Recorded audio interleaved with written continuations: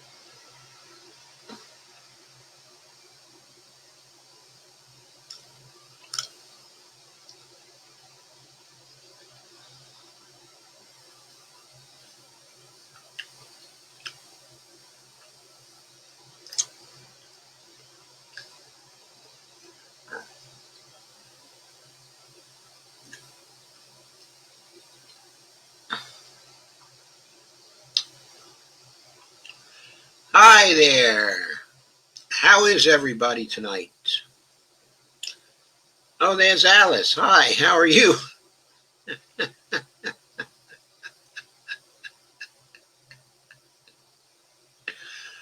Okay, folks. Alice says, I'm not sure I can be civilized. Grrr. And Dolores says, hi, all. Okay.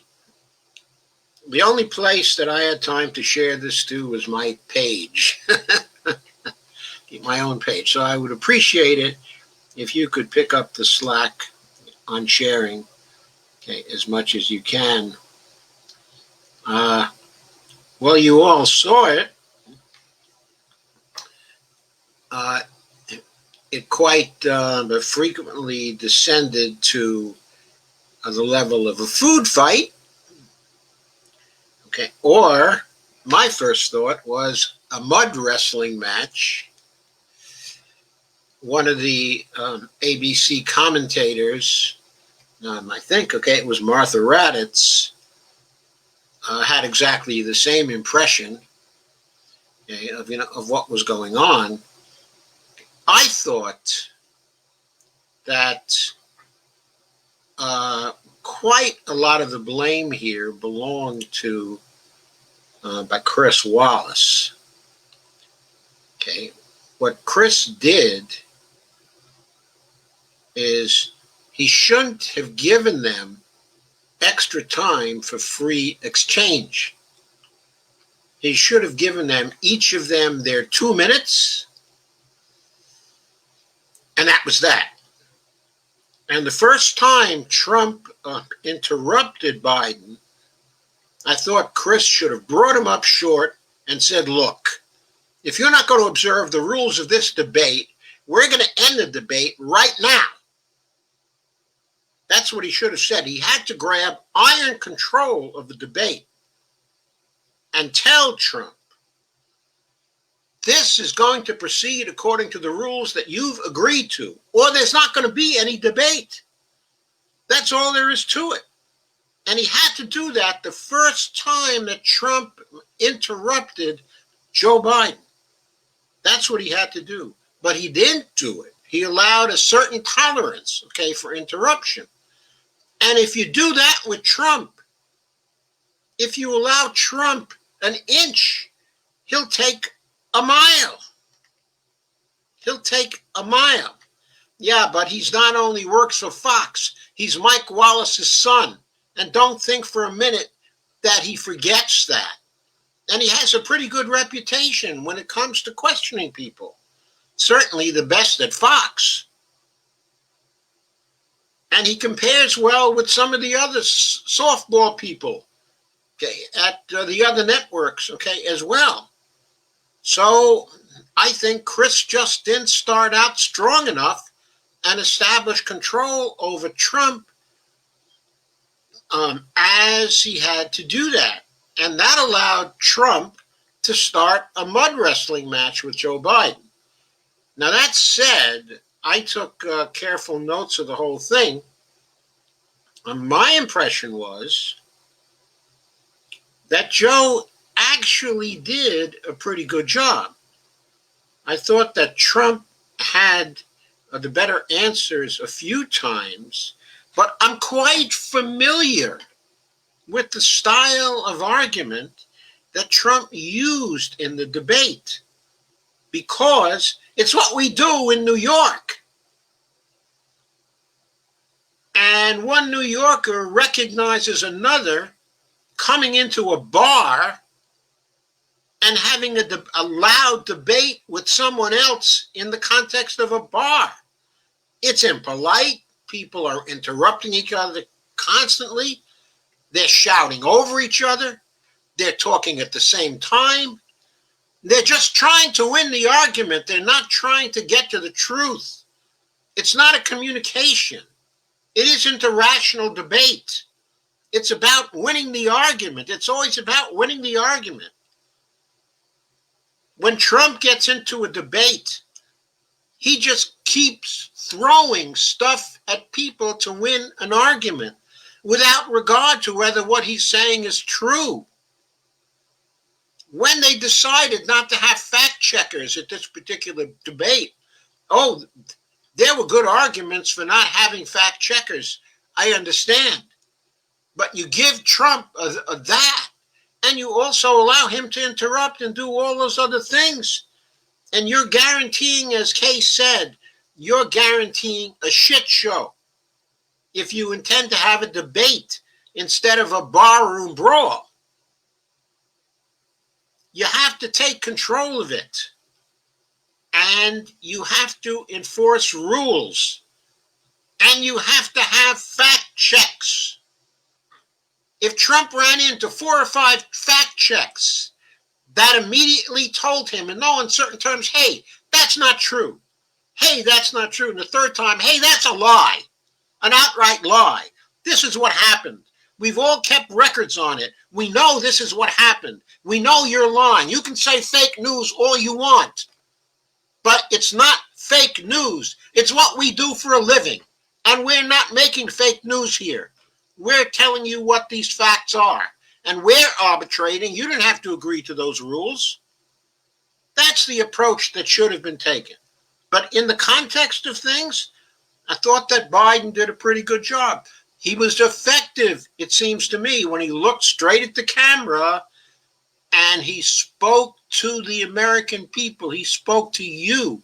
He did that a number of times, and that was effective. And Trump never did that.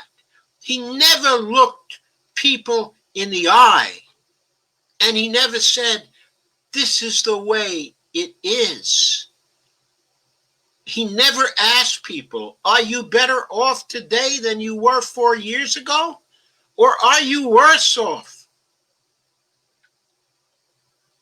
Now, that said, I thought Biden was weak in certain areas. He was better than some other people had been in talking about Trump's performance with respect to COVID, and I think he was effective in some of his responses on that. But he would have been a lot better if he had just taken fatalities per million and compared different countries on fatalities per million. He could have come up with statements saying, hey, Donald Trump, your performance in managing COVID was 1,800 times worse than the performance of the president of Taiwan. Do you even know that? Do you even know that, Mr. President? Do you even know it? Yeah, no, I know. You're going to tell me it's fake news. It isn't fake news. They had 0.3 of a person per million die. You had, as of today, I think it's now 637. I just inadvertently closed the website. Sorry about that. But of course, you know, I love to give you this figure every day to track it. But as of this morning, it was 634, but it is much more now.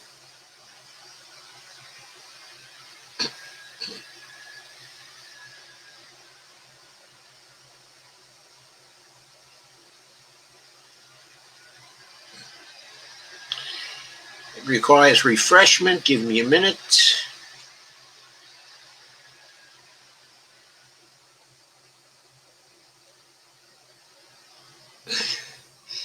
It is now 636 per million.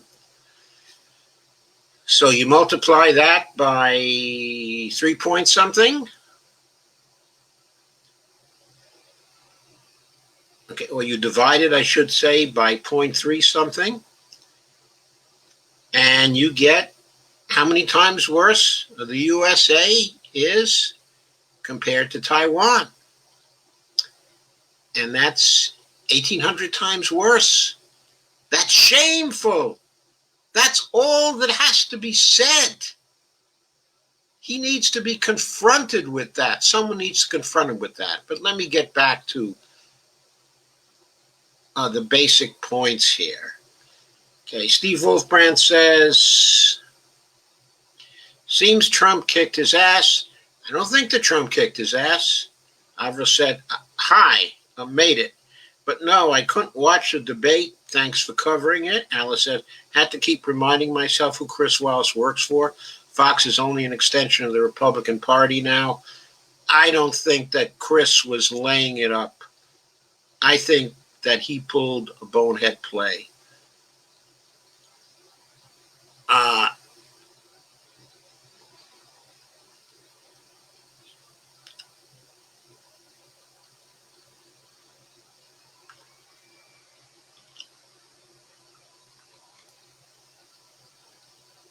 Kay says, I agree with that, Joe. But Jennifer Vickers says, Wolfie, have missed you. It looks like you got a girlfriend there, Steve. Jennifer says, Bernie would have stood up and owned this debate. That was instantly, I thought that too. Because you know why? Because Bernie grew up in Brooklyn. He's had all kinds of experience with bullies like Trump. He knows how to talk to them in freestanding debates. He knows how to own this kind of debate. Bernie would have owned this kind of debate. And he would have owned it on the facts, because Bernie has a much better head for remembering facts than Joe Biden, apart from anything else. Now, I'm not claiming for an instant that that's a qualification you need to be the president of the United States, but it's a great qualification for winning a debate. Obviously, the Democratic Party would have done much better in this debate if their representative had been Bernie Sanders, as opposed to Joe Biden. Okay, but that said, as Susan Eldridge says, the bar is set so low for Biden. Yes, it is set so low for Biden. Alice says it was very much like a bar fight. It was very much like a bar debate, yes. Jennifer said Biden looked weak. I don't believe that Biden looked weak. I think that Biden looked persistent. I think for the most part, he kept his cool. I think he blew it. He blew it when he started getting into a discussion to try to grab the high ground by defending his son, Beau Biden. I know he wanted to do that. I know his wife probably wanted him to do that.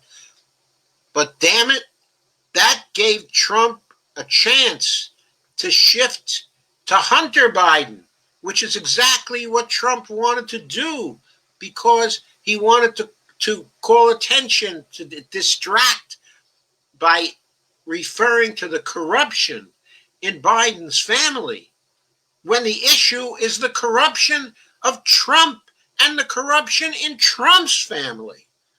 Biden said very little about Trump's taxes, didn't attack Trump on his taxes. He wasn't schooled on Trump's taxes. And by the way, the proper response, well, Biden only paid $750 in 2016 and $750 in 2017, or was it 2017, 2018? I forget. The point is, it's not about how much Trump actually paid. He didn't have to pay anything. I mean, I don't care whether he paid something or he didn't pay. That's not the issue. The issue is whether he cheated on his taxes. It's whether the deductions were legitimate or were not legitimate. One deduction appears to be illegal. He deducted from his taxes Ivanka's consulting fees. He cannot do that because Ivanka is employed by one of his own companies. It's against the law for Trump to have done that. It might not be against the law for somebody else to employ a child of theirs as a consultant, but not if that child is working for one of their companies. Also, the taxes brought forth a lot of evidence that made clear that Trump was getting revenues for his companies while he was president of the United States. Huge amounts of revenues from trips to Mar-a-Lago and to various other places, and that the losses of those companies were being defrayed by those revenues. That's a violation of the Domestic Emoluments Clause. It's illegal. It's what Pelosi should have impeached him for long ago if she wasn't such a weak sister. Avril says, I remember when the moderators were so biased against Bernie, so I never watched any other debate after that. I didn't get the impression that Chris Wallace was biased against Joe Biden and that he was biased for Trump. I didn't have that impression. I thought Chris Wallace tried to be as fair as possible. That said, as I said before, he lost control of the debate. He lost control of the debate. Everybody has to expect that with Donald Trump. The moderators lost control of the debate in 2016 too. Trump talked over them. He interrupted Hillary. They allowed it to happen. Why? Because when you have a president who's an incumbent, the moderators don't feel comfortable controlling the president if the president gets out of control, because the president is the president of the United States. That's their problem. The reporters have to solve that problem. Either that or the debates have to be carried out by people other than correspondents and reporters. People who don't owe anything to the contestants. People whose jobs are not in some way dependent on the contestants. When you give it to journalists who are beholden to the president to go to press conferences and things like that and ask them to moderate the debates, they can't do that. They can't call up short a president of the United States who's violating the rules. And Steve says Trump W. And Susan Eldridge says show. And Jennifer says Steve Wolfbrand won, that he wouldn't have against Bernie. Alice says, I watched on Now This page. They were fact-checking lying, but of course the Trump couldn't see. Well, what happened when they fact-checked? How many times did Trump lie in the debate? How many times did Biden lie?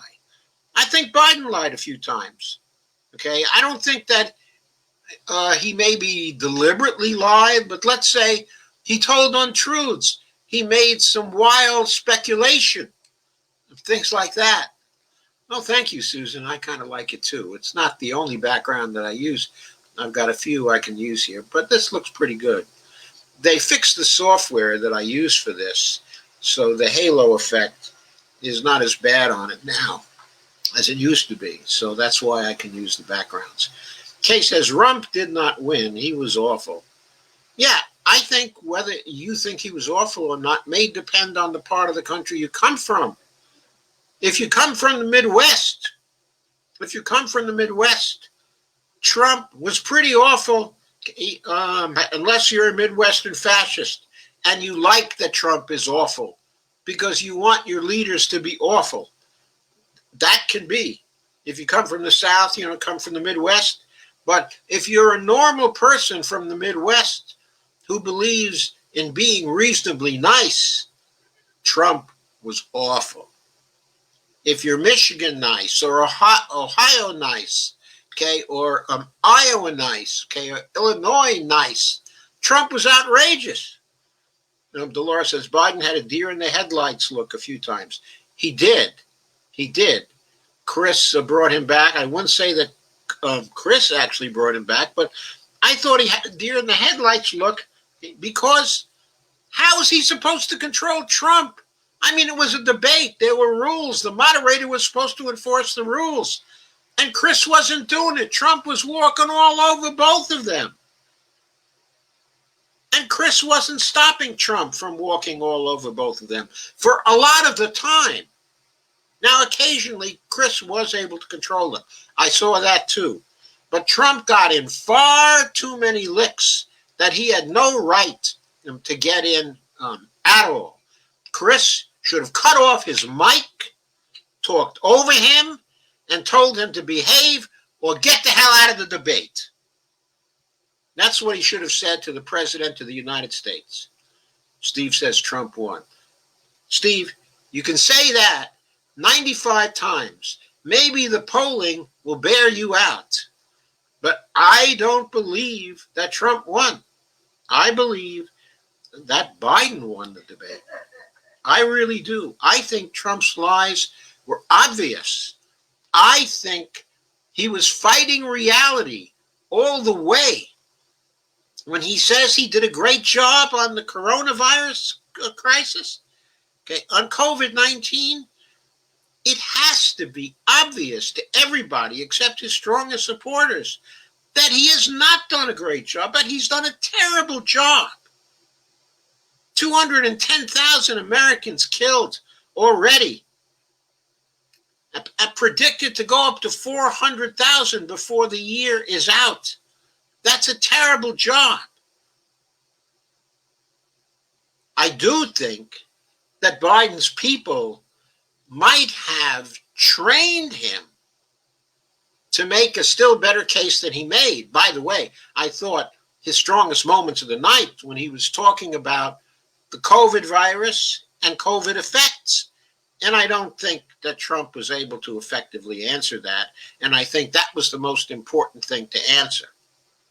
I don't think Biden was very effective when it came to Amy Coney Barrett either. Okay. He should have said better things when it came to Amy Coney Barrett. The Green New Deal answer hurt Biden more in the area of bringing in the progressives.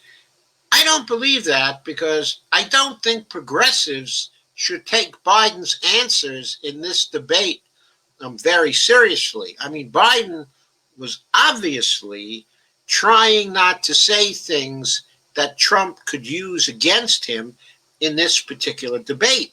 So he didn't want to confess to being a supporter of the Green New Deal. Technically, he's not a supporter of the Green New Deal, but technically,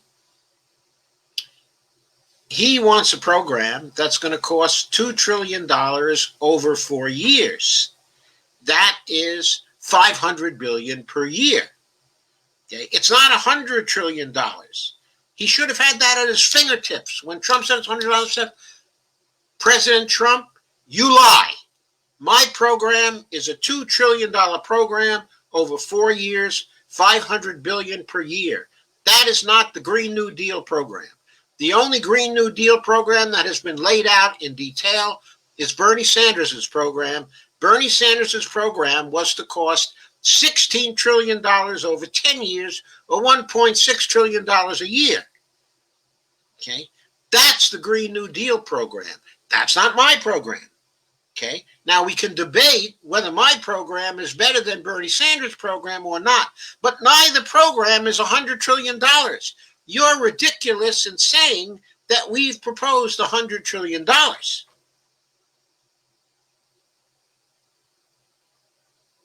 You're ridiculous, and you're lying about that, Mr. Trump, just as you lie about almost everything. You lie, you lie, you lie. That's what should have been said to Trump continuously. Biden said that. but not as strongly, I believe, as I just said it. He said it in a weaker voice, said it in a softer voice. Sometimes he said it almost under his breath. But he did say it, and he said it a number of times, and people could see that he was saying it. But Biden needs a louder voice when he's talking with a New Yorker, and he's in a bar debate brawl with a New Yorker. He needs to be able to talk as loud as the New Yorker. Jennifer says we don't count with Dems. That's true, Jennifer. We don't count with Dems. That's true. But we'll count with Dems more when we elect more of our people. We'll count much more with them. Much more with them.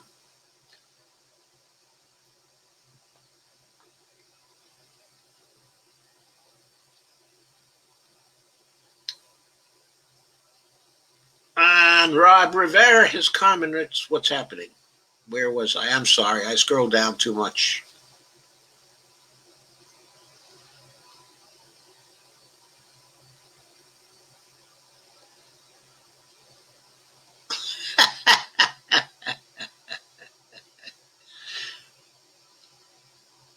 Okay, so Dolores says the Green New Deal answer hurt Biden more in the area, okay, of bringing in the progressives. Well, as I said before, I don't think it did, because I think people on the left with half a brain could see that Biden was trying to defend himself against Trump in the context of the debate, and it was probably good that he answered in that way for purposes of the debate. Okay, Jennifer says we don't count with Dems. Geraldine Schaumburg says, hi, Geraldine, both were bad. Geraldine says, hey, Joe, you look spiffy. Blue is your color. Thank you, Geraldine. I'm glad you like it. And Dolores says, healthcare answers were obvious. Both are beholden to Wall Street. Yeah, absolutely. But you didn't expect Joe Biden to come out for Medicare for all during this particular debate. Now, perhaps he should have. Perhaps he should have come out for Medicare for all. But I didn't expect him to come out for Medicare for all. I thought he defended himself successfully against the charge that what he wanted was socialism. He did defend himself, okay, against that. That was successful. Jennifer says, Trump sucks, but his approach is relatable to the Gen Z millennials and many Gen Xers, something there. I don't think it's relatable to Gen Z millennials. Well, I should say, I want to distinguish. I don't think it's relatable to millennials. I think the approach is scattered all over the place. It's not coherent, and that the millennials are smart enough to see that. I think they're educated enough to see that. I think they know that the Trump approach was just lying. Maybe more than anybody else. I think the millennials know that Trump is just lying. I think old people, to a great extent, now know that Trump is lying. And these promises that he's going to have the best healthcare program we've ever seen, he's been promising that for 4 years now. The first 2 years, he had control of the Senate and control of the House. He never delivered. He never delivered. They know he's not going to deliver. Steve says, sorry, Doc, Biden lost. Sorry, Steve, Biden won. I have the mic. You don't. Alice says, here. I'm closer to backing Bernie again because he would have eviscerated Trump. I really believe Biden is gutted from losing his son, and his heart, does not appear to be in it. Well, I don't know. I thought his heart was in this. I really did. I thought that he has lost a step in terms of the facility of his responses. He's much better. He was much better, you noticed, during the debate, during the 2 minutes of fixed time to answer a question. He was much, much better in those answers than he was in the free exchange time. Because in the free exchange time, he has to come up quickly with thoughts and remembrances of this and that. By the way, he won't have to do that when he's president of the United States. If he needs some facts about something, he can ask somebody or he can Google it. He has to have the ability to make decisions that are measured, that weigh this and weigh that. But facility in barroom debate is not a skill that a good president actually needs. He doesn't have to be as good at debating people as, say, Roosevelt was. Alice says, here, I'm closer to backing Murder. I covered that already. And Steve DeVore says, we can shut Trump up. Just call him on his shit. Lay down the facts as they are and don't get bullied by Trump, because a lot of what he talks about is how he feels bullied. He's a child, 8-year-old that's still looking for a father. I know. He always feels like he's the victim. Everybody's against him. They were all against me. They were all unfair. They've been trying to get me since I came down that escalator, I mean, you know the thing. Fascists love to play the victims. They love to play the victims. Alice says, gosh, I would love it if everyone who is voting for Biden would just write in Bernie. I know, but they can't just write in Bernie in many states. In many states, there are no write-in capabilities. In Virginia, there were. Steve says, me and Vickers are old friends. Good. Invite all your friends. Invite all your friends, Steve. I want to see your friends. Alvaro says, so is Adolf going to demand that Biden be drug tested? He already did. I think they were drug tested. I think they were tested for COVID anyway, before they could come to the debate, including Trump had to be tested for COVID. Al says, one of my least favorable moments was why Biden could not name a single law enforcement agency backing him. Can that be true? The only time Biden came to life was when he talked about his son. He's still in mourning, in my opinion. I think he is still in mourning, yeah. And I think that he is somewhat depressed. You have to be depressed. Your son, the hope of your family, even the political hope of your family, because Biden was turning over his political legacy to Beau Biden.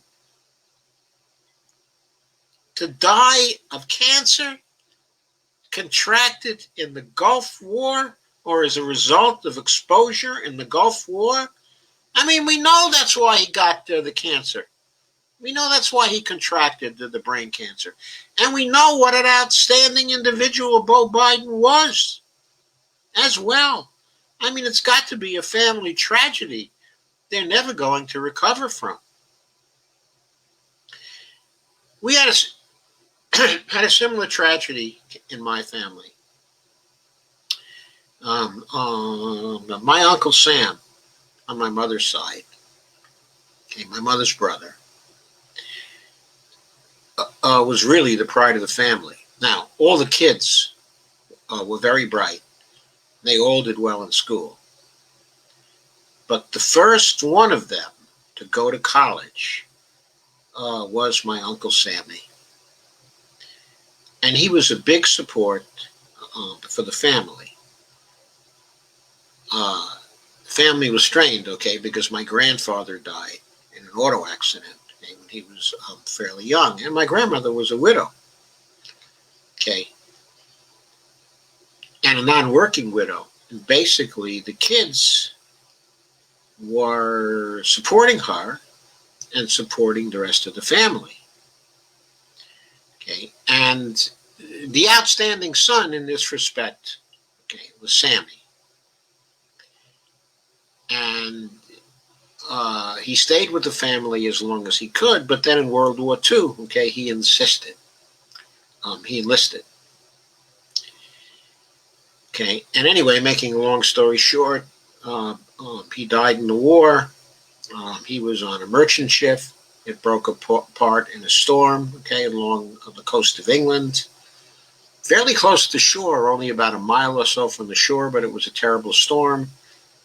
And he wasn't able to swim to shore. He wasn't able to survive. He died.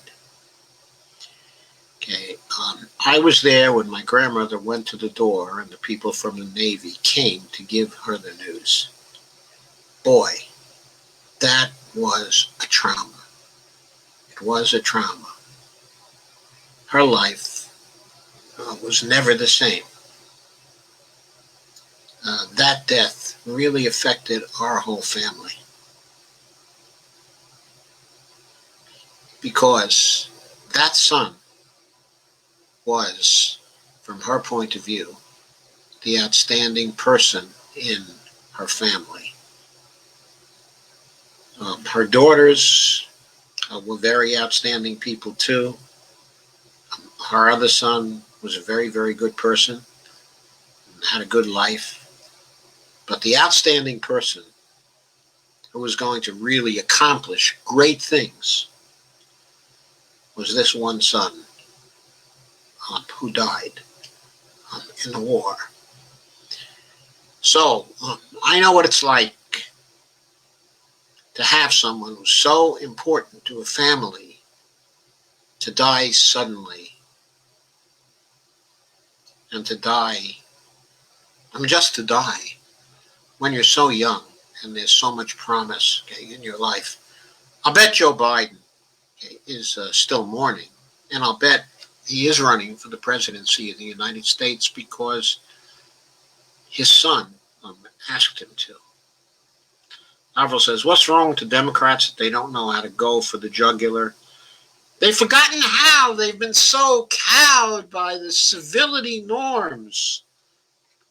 They associate civility with softness. They associate civility with not showing much emotion.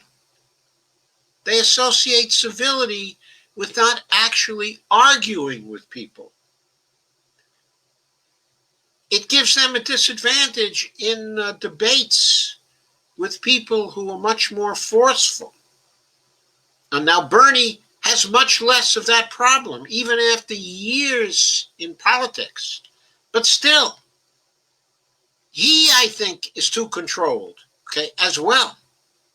They're taught that when you become uncontrolled, that's the time you make mistakes. When you show your authenticity, that's the time you make mistakes.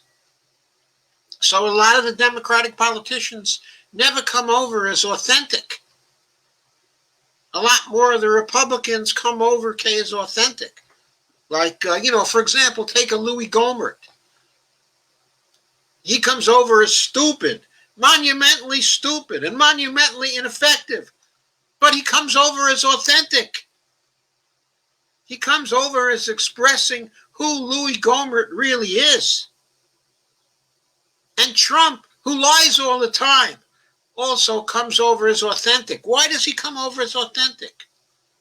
Because Trump's emotion seems authentic to people, because he's always in a rage. He's always drawing on that sense of victimization, to get angry. And he plays to that. It's not really entirely authentic. He's using that. Where does he get the sense of victimization from? We know where. Trump was the victim of his father, of the authoritarian father, for all the time he was growing up. And he nurtured that sense of victimization and anger as he submitted to his father for all of those years. That's what he draws on to project that emotion, which some people find so attractive. That is the secret of the charisma he has for a certain type of person. And Dolores says, Bernie had policies to debate. Biden and Trump both are beholden to Wall Street. That's absolutely true. Geraldine Schomburg says, Biden calling Trump that clown. I thought that went over pretty well. I thought that he certainly came over as authentic when he referred to Trump as that clown. I mean, he really believes that Trump is totally a clown when it comes to being a president of the United States. And I think he is, except he's a very dangerous clown. A clown whose fascism is a very serious matter. Steve says, Hunter took $3 million from a Moscow widow. Yes, it said he took $3 million from a Moscow widow. He's probably taken a lot of people from another, from lots of, probably taken lots of money from a lot of other people too. But that's who Hunter is. That's who Hunter is. So what? Hunter is not running for president of the United States. I mean, what is Ivanka? And what is Donald? And what is Eric? I mean, the children of these two families were nothing to write home about. Okay, except maybe for Bo. And who knows what Barron is going to be like as he grows up. I have no idea. I don't know anything about Barron. Alice says he writes off his spray tans, his hairdos are for business. He's just a corporate welfare man. I know. Alice says, can you link me? Can I link you to what? Alice says, where he insists every foreign visitor must stay. Trump Tower, Mar-a-Lago. He must be booted or we are normalizing this as presidential. I agree. I think Trump should be impeached today. Today. On the domestic emoluments clause and the foreign emoluments clause. Both. He's violated both continuously. Avril says, the thing is, Adolf knows how to go in for the kill, and his supporters feed on that like it's Skittles. Yeah, he doesn't know how to go in for the kill. He didn't kill Biden tonight. There's no way he killed Biden tonight. He might have tried. He's not going to kill Biden based on what Hunter did. That's not going to happen. Jennifer Vickers says, yep, never passionate about us. Evelina said, I didn't think Wallace was all that biased either. He wasn't biased towards Trump. He doesn't like Trump. It was obvious he'd like to get rid of Trump. Rob says, hey, Yoda. Hey, Rob. Geraldine says, Chris Wallace was a lion tamer in the big tent. Was like a lion tamer in the big tent. Yeah, he was like an ineffective lion tamer in the big tent who was constantly getting bitten by the lion, or at least scratched by the lion. Jennifer says, Evelina Pont, I agree, but I expected bias. And Rob says, how good or bad was the debate? Well, it wasn't a debate. It was a food fight. It was a mud wrestling match. That's the thing to realize. It wasn't a debate. If they intended to have a debate, they had to insist that the rules would be followed to the letter. And that the first one who violated the rules would be disqualified and kicked out of the debate. And the rest of the debate would happen with the moderators asking the remaining person questions. They should have done something like that. Trump needed to be in the debate. If he thought he was going to get thrown out at the first infraction, he wouldn't have had an infraction. That's it. He wouldn't have broken any rules. That's the way you got to treat him. Stacy says, worst debate ever. If you're looking for a rational debate, it was the worst one ever. The questions were not the worst ones ever, but the debate was, because again, you got to enforce the rules if you're going to have a debate and you're a moderator. Rob says, I couldn't watch the circus. Look, you've got to watch social dynamics of all kinds. The types of social dynamics we saw in this debate, they're important social dynamics. They happen in bars all the time. You have to come to understand them if you're going to be a social scientist, Rob. You have to have the stomach to watch them. Steve says, Biden family is more corrupt than Trump's. Come on, Steve! That's ridiculous! That's ridiculous! I know Biden's family is corrupt. I'm not saying it's not corrupt, but the scale of the corruption, there's no comparison in relation to the scale of the corruption. I mean, they're all totally corrupt, totally fake, totally based on lying while marketing. Lie, lie, lie, lie. Feel no compunction about lying. Alice says, I was shocked how badly it was moderated. They should have used Robert's Rules of Order. Is that the right book? I don't know if it is for the debates. It certainly is for parliamentary procedure. Yeah, you can use that for debates. Sure, after all, that's what they do in Parliament. Yeah, they could have used Robert's Rules of Order. That's right. Geraldine says it was a shit show inside a dumpster, inside a train wreck, quote unquote, Jake Capper. Alfred says, I'm kind of glad I didn't. But Jennifer Vickers says, can we all agree the Dems effed up, re-snuffing, burning out? Do we still need to vote for him? I'm not. No. Nobody needs to vote for Biden if your conscience tells you not to vote for Biden.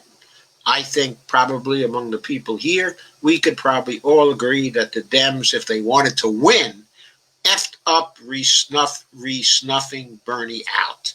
Yes. If we get fascism over the next 4 years, it's going to be Barack Obama's fault. It's going to be Jim Clyburn's fault. It's going to be Buttigieg's fault. It's going to be Amy Klobuchar's fault. It's going to be Beto's fault. They're all going to be at fault if we get fascism for the next 4 years. So yes, the Dems effed up, re-snuffing Bernie out.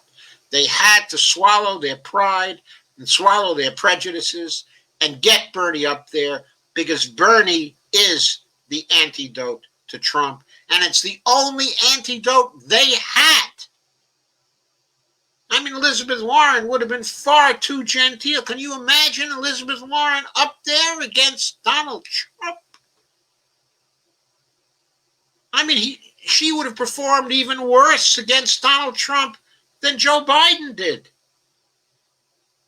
And Buttigieg, with his mealy mouth stuff, Trump would have slaughtered him.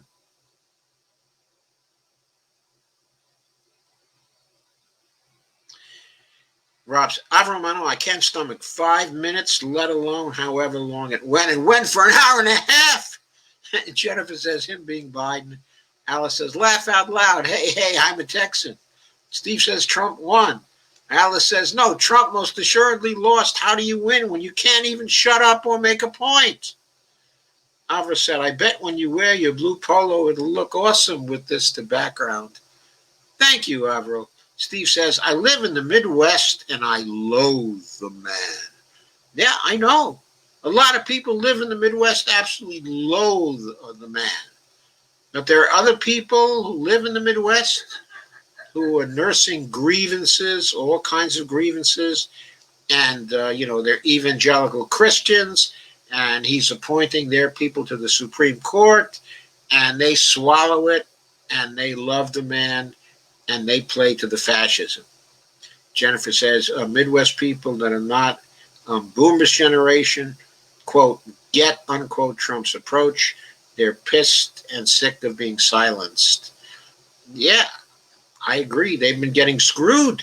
They've been getting screwed for 40 years. Of course. Alice says, absolutely was poorly moderated. Kay says, I'm afraid Ohio is going for the idiot again. Big protests in Cleveland tonight against Trump tonight, too. The polls do not show Ohio going for Trump. They show Ohio going for Biden right now in the latest polls. In the latest polls. It's a surprise, but Biden, is ahead. Now, there are many people who think that Trump is going to end up in front, in Ohio anyway, but Biden doesn't need Ohio to win.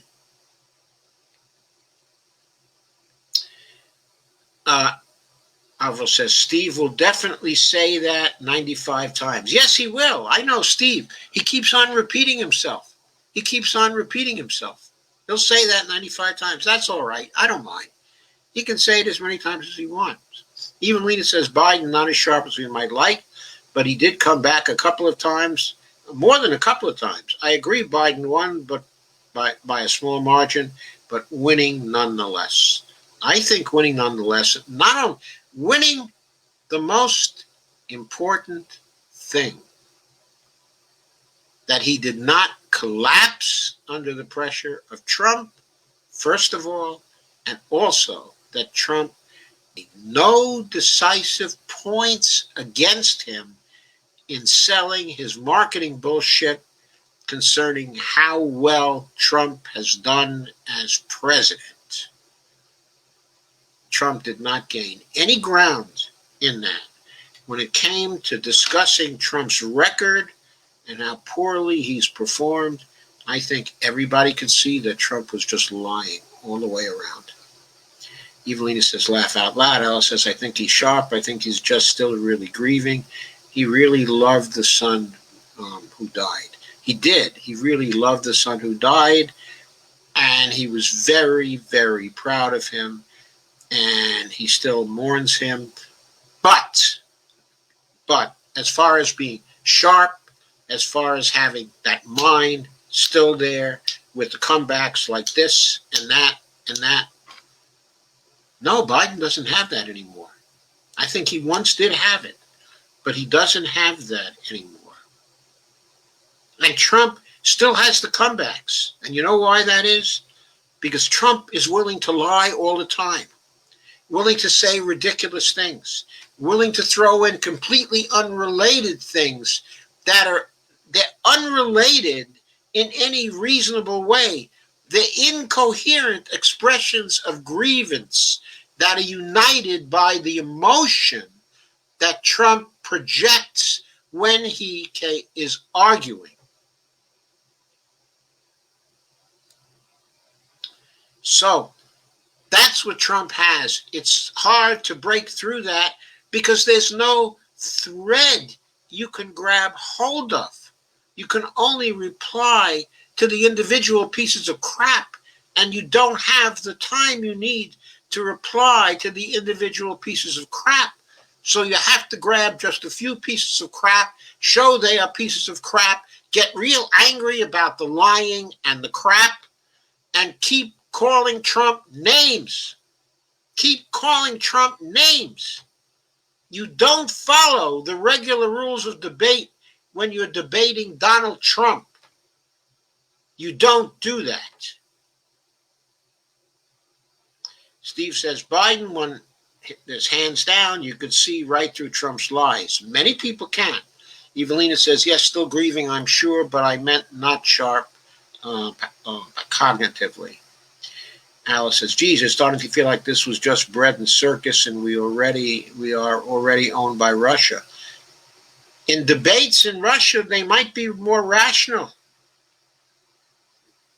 I don't know what political debates they have in Russia, but it seems to me that when Putin speaks and the translator is translating what Putin has to say, that Putin is often very coherent, and very logical.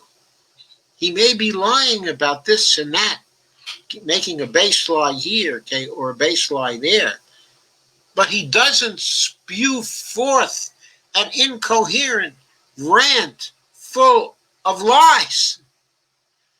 That's not Putin's technique. Putin's technique is much more clever than that.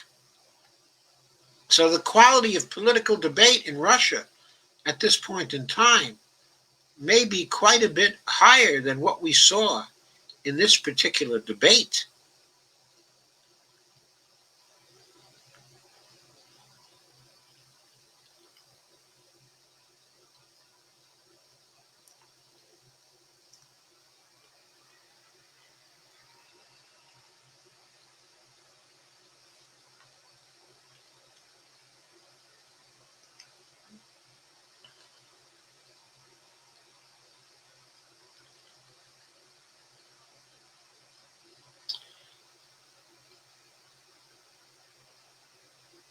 Avril says that would have been a great comeback line for Biden to use. That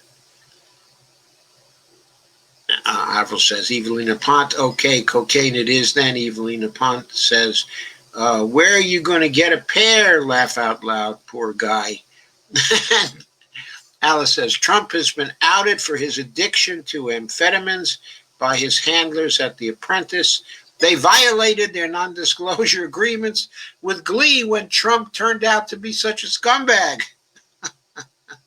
Kay says, when a loved one dies, You never get over it. I know from personal experience. Avra says, I can modify my ovaries. Heaven knows I got gumption. Alice Little says, I can't stand to think about it.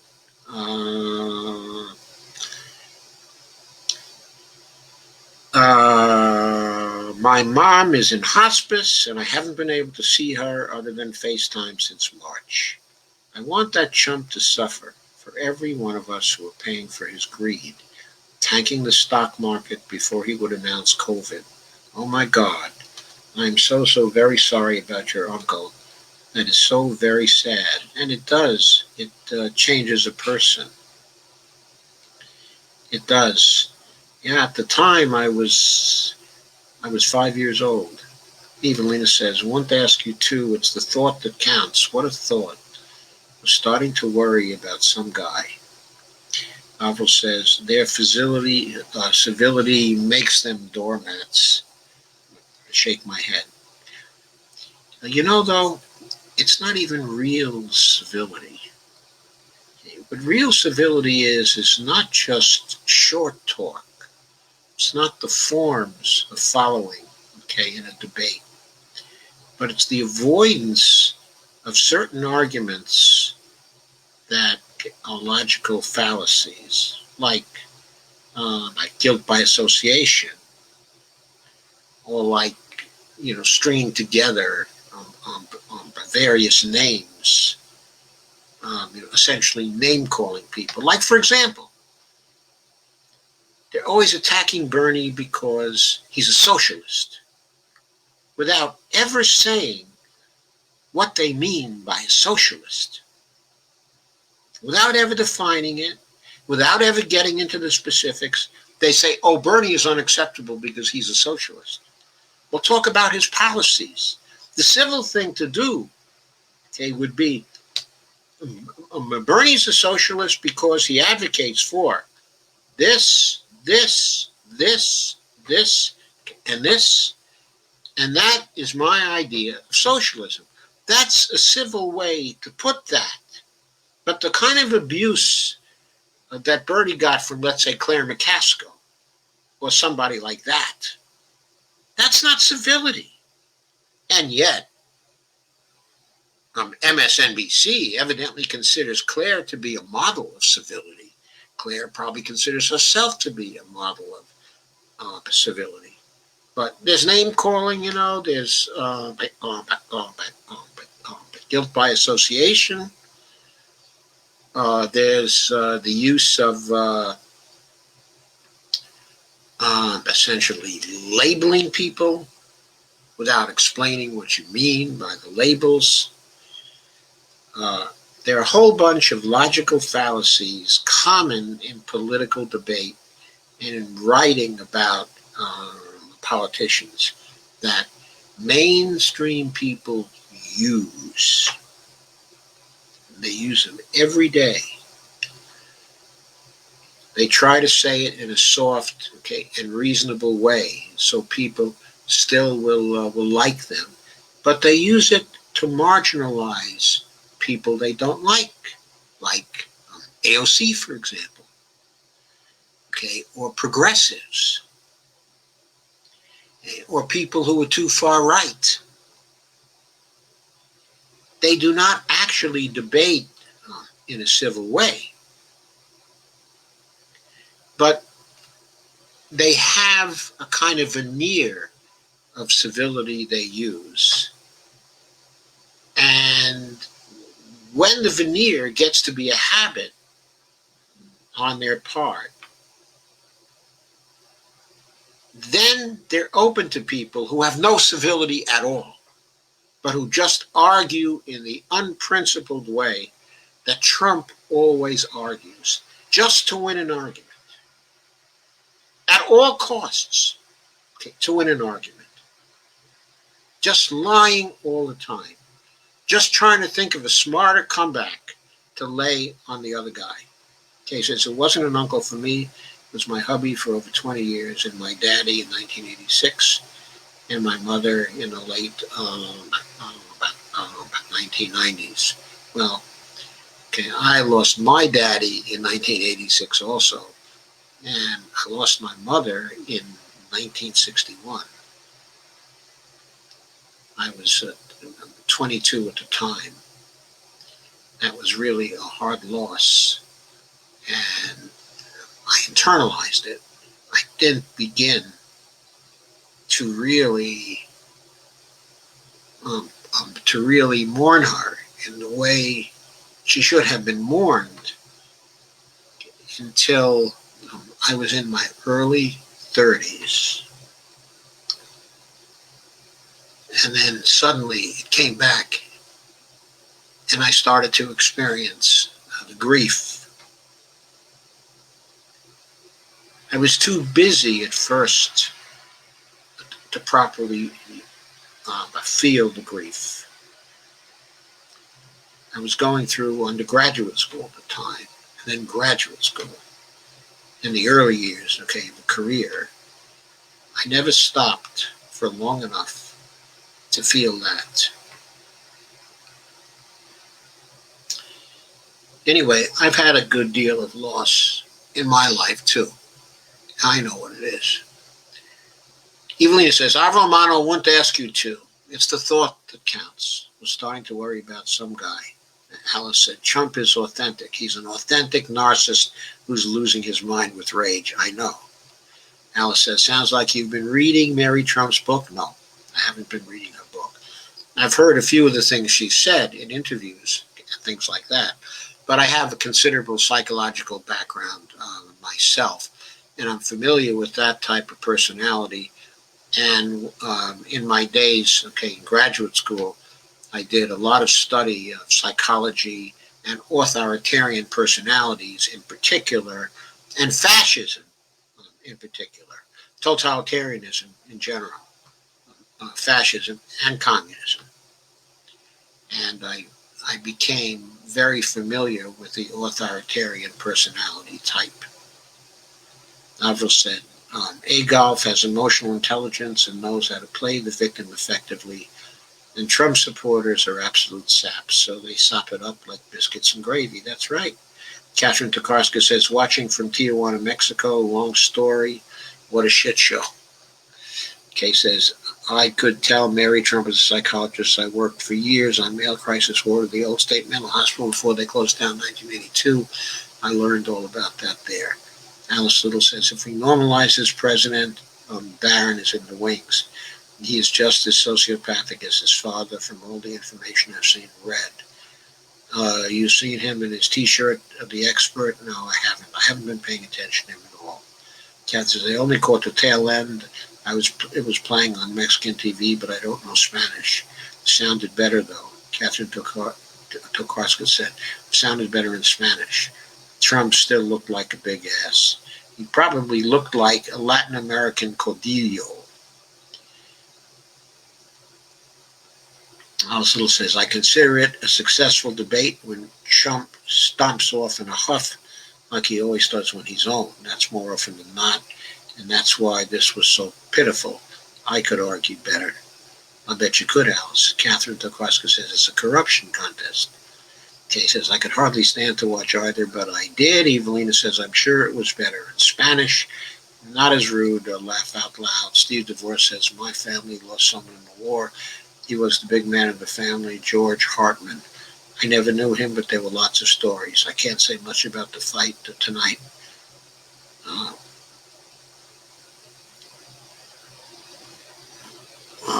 Can't say much about the fight tonight. A joke about bye. I'd much rather cry. Steve says, thanks for saying this about Bernie. Sure.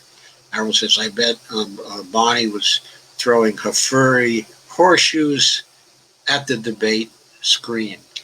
No, Barney was pretty mad, pretty frustrated. Harold says, house shoes, damned autocorrect. Actually, Bonnie has some slippers that are kind of furry. Alva says, throwing, sorry for typos, eating again. Al says, sorry to go a bit off topic, but Bernie is on Kimmel. I'm recording. Alice says, Don, the COVID con chump. That's what I called him. Good name for him. Kay says, when Rump goes off on the rules, can he... Oh, I scrolled down too fast again.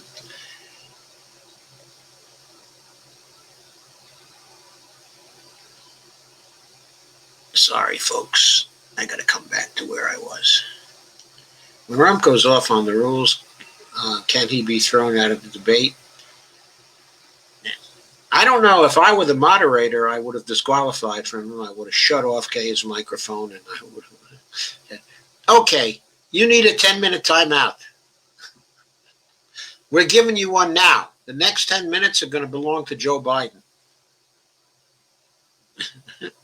Alvaro says, but does Melania have any income of her own? But maybe she'd like to leave him soon. I don't know if she has any income, okay, of her own. Alice Little says, he should have been. I totally agree. Alice says, her income is having his favorite male child. Is Barron his favorite male child? Kay says,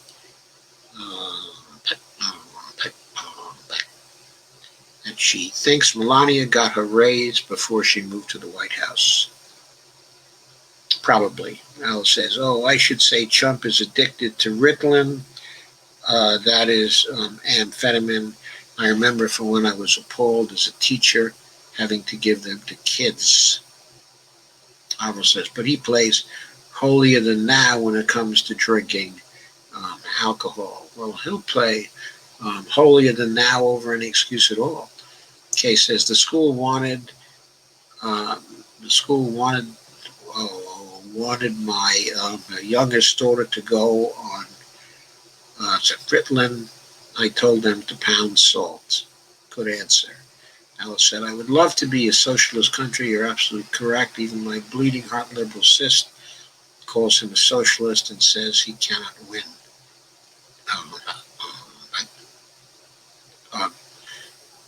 He wouldn't even be called a socialist over in Europe.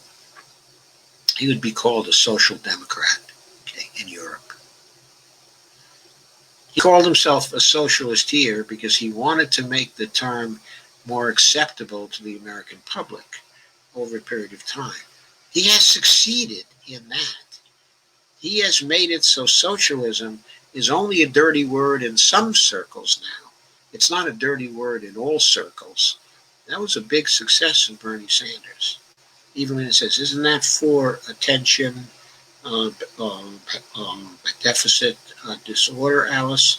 I'm not sure. Evelina says attention deficit, and Evelina says, does Trump have an attention deficit disorder? A lot of people believe he has, and I believe they think that's why he never consents to meetings that will be more than 10 minutes long, because he can't stay on a subject for longer than that, and mostly he can't stay on a subject for more than 30 seconds. That's why Twitter is so perfect for him. Alvaro says, so their civility is snobbish, obstinacy, and hidden animosity. Well put, Carmen. Very well put. It's false civility. It isn't the real civility. Sometime I'll do a progressive short take on what real civility is, complete with rules for civility that people can follow. I have a blog post on that somewhere. I will pull the blog post out and go through it with you. It'll take less than 10 minutes. It's a short take. Kay says, they say, okay, it's Evelina Pont. Or they say it is Evelina Pont, but the problem is with the school change to teach to the test. Evelina says Trump has attention deficit disorder. She has a question mark there, and Evelina says that's a part of it. Kay says among other problems on Evelina. And Alvaro says narcissistic injury usually wipes a narcissist out because that mask comes off. Biden needed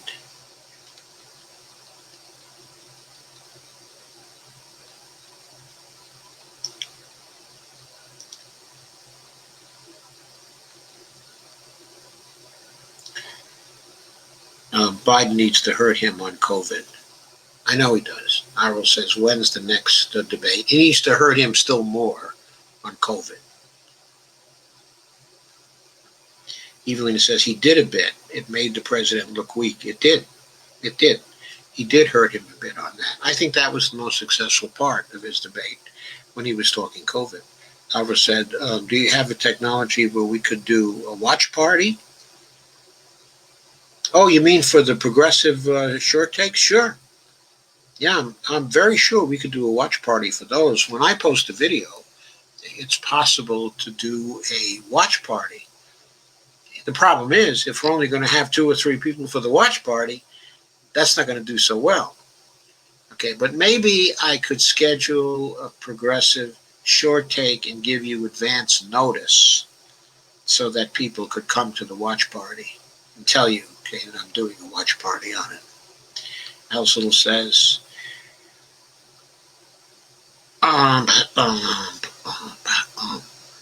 so Melania's parents are wealthy. They are also living in the White House. Are they wealthy on their own?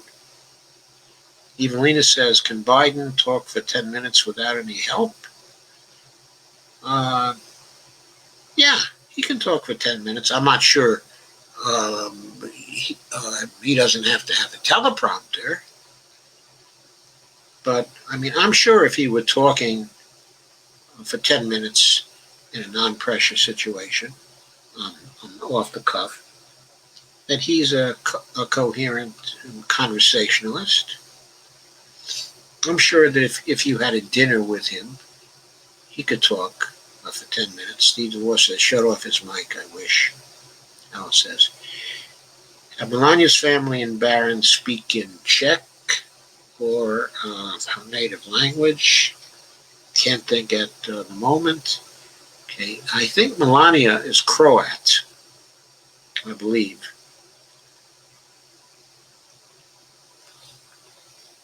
I think she's a Croatian origin, not Czech. Okay, I think Melania, based on some of her behavior, is half a fascist herself. If she were Czech, she would be. She just can't think at the moment.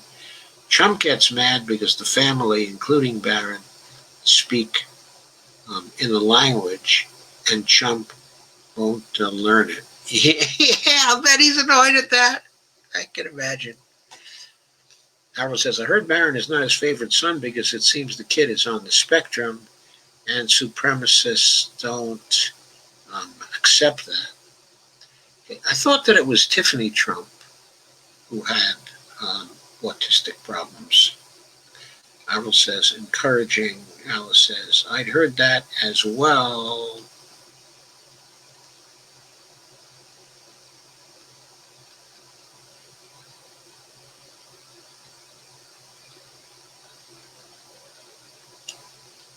I'll see if I can find the video where they said he's a little carbon copy of his daddy, if you want to watch it.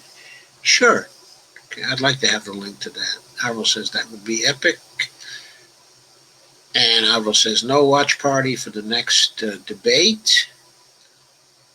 And Kay says watch party for the next debate.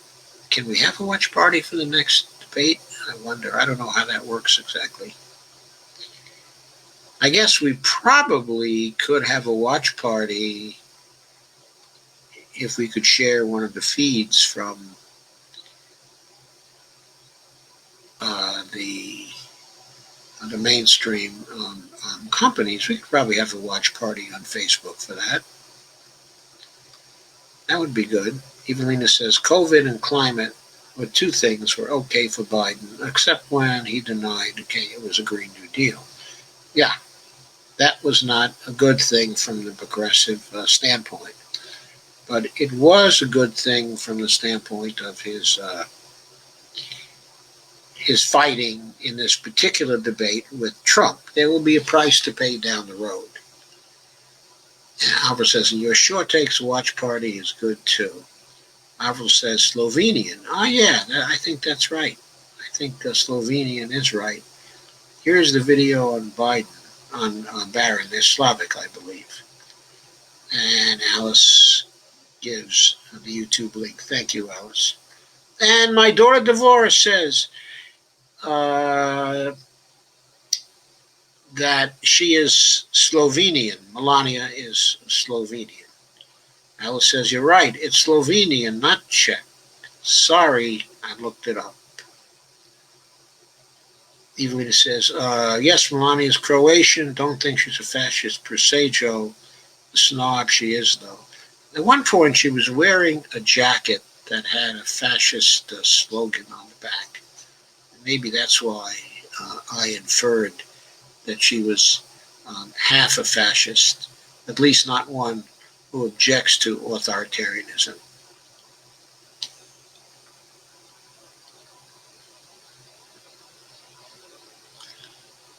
Marvel says, she's so beautiful, though, I feel sorry for her. Evelina says, she is. Well,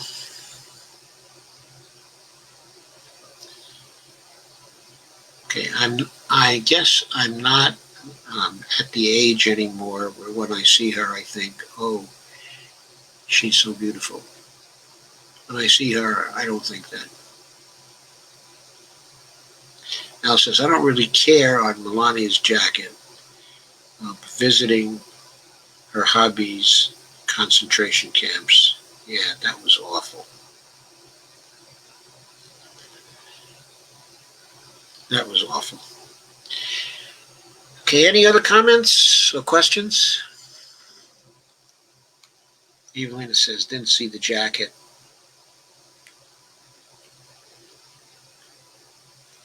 Her behavior in that particular situation was rather reprehensible, I thought. I don't consider her a good person.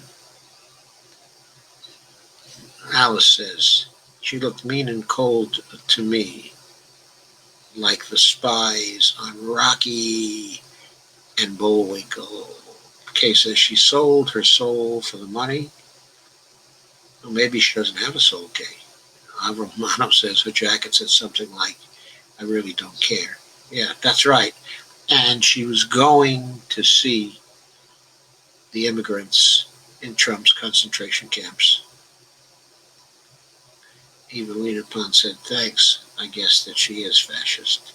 Steve DeVore says, I definitely think that she's a fascist. Melania is a fascist.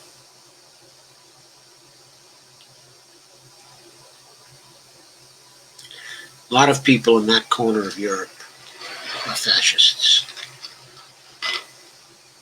There were regimes there that were fascist during the 1930s. And then, of course, the Nazis took over a number of those places and reinforced the fascism. And they were kind of between the Nazis and the Italian fascists.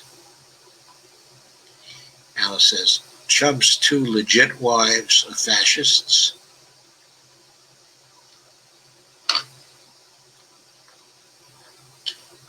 Ivana was a fascist too. Or is a fascist. Alice says he prefers East European dictators, developed some sort of weird respect for them. Alice said, well, she wore that Nazi outfit at the White House nomination ceremony. God. What incredible.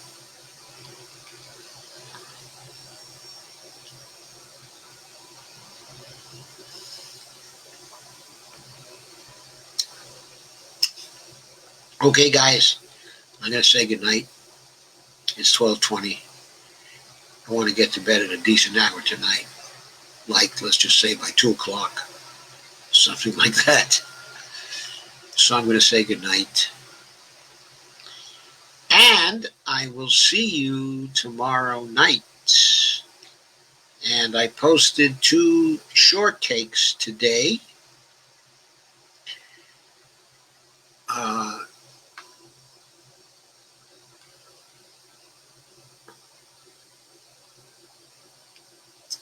And the short takes were about the Amy Coney Barrett situation, what the Democrats ought to do, that they ought to delay from now until the election. And then if they make it through the election, they need to delay until people get until Trump is out of there. Alice says, Buenas noches. Buenas noches to you, Alice. Evelina says, good night all. Thanks, Dr. Joe. Laura says, I wish I had some hot chocolate. Night, Doc. And Laura says, thank you. Good night all. Kay says, night all. Thank you for the great discussion. And Devorah says, the good night, Pop. I love you. The good night, Honey Bunch. I love you too. And so does Mom, who is sitting right here looking at me. Yeah. Good night, everybody. Good night, honey. Avra says, I saw and shared both short takes when Avril went to the loo. Thank you, Carmen. Okay, there'll be another couple of short takes tomorrow, at least one. There may be two tomorrow as well.